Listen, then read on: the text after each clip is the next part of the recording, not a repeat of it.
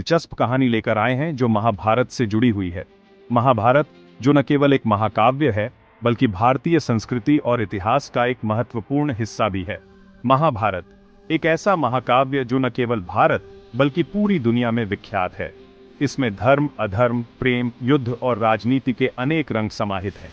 जब जब महाभारत का जिक्र होता है तो दुर्योधन, पांडव, द्रौपदी और शकुनी जैसे मुख्य पात्रों के नाम सामने आते हैं। ये सभी पात्र अपनी अपनी विशेषताओं और कहानियों के लिए जाने जाते हैं।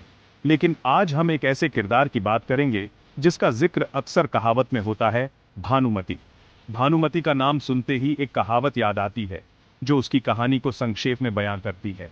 आपने वो कहावत तो सुनी होगी, कहीं की ईंट कहीं का रोड़ा, भानुमति ने कुनबा जोड़ा। यह कहावत भानुमति की जीवन यात्रा और उसके संघर्षों को दर्शाती है।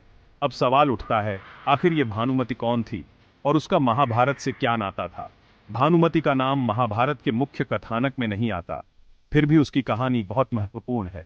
भानुमति कौरवों के राजकुमार दुर्योधन की पत्नी थी। दुर्योधन जो महाभारत के युद्ध में पांडवों के खिलाफ मुख्य योद्धा था, उसकी पत्नी के रूप में भानुमति का जीवन भी संघर्षों से भरा था। हाँ, वही दुर्योधन जिसने पांडवों के खिलाफ महाभारत के युद्ध में अहम भूमिका निभाई थी। दुर्योधन की वीरता और उसकी महत्वाकांक्षाओं के पीछे भानुमति का भी एक महत्वपूर्ण योगदान था। भानुमति का जिक्र महाभारत के मुख्य कथानक में नहीं हुआ है, लेकिन उसकी कहानी बहुत ही रोचक और प्रेरणादायक है।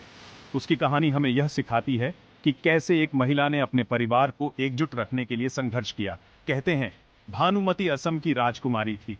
असम की इस राजकुमारी ने अपने जीवन में कई कठिनाइयों का सामना किया, लेकिन उसने कभी हार नहीं मानी। दुर्योधन ने उसे एक स्वयंवर में जीता था, जहां उसने अपनी वीरता और युद्ध कौशल का प्रदर्शन किया था। इस स्वयंवर में दुर्योधन ने अपनी शक्ति और साहस का परिचय दिया। भानुमति का परिवार और मित्र मंडली काफी बिखरी हुई थी, और यही वजह है कि कहीं की ईंट कहीं का रोड़ा वाली कहावत भानुमति पर बनी। उसने अपने परिवार को जोड़ने के लिए अनेक प्रयास किए। भानुमति ने अपने परिवार को जोड़ने का प्रयास किया, चाहे वो कितना भी बिखरा क्यों ना। उसने अपने परिवार के हर सदस्य को एकजुट करने के लिए हर संभव प्रयास किए।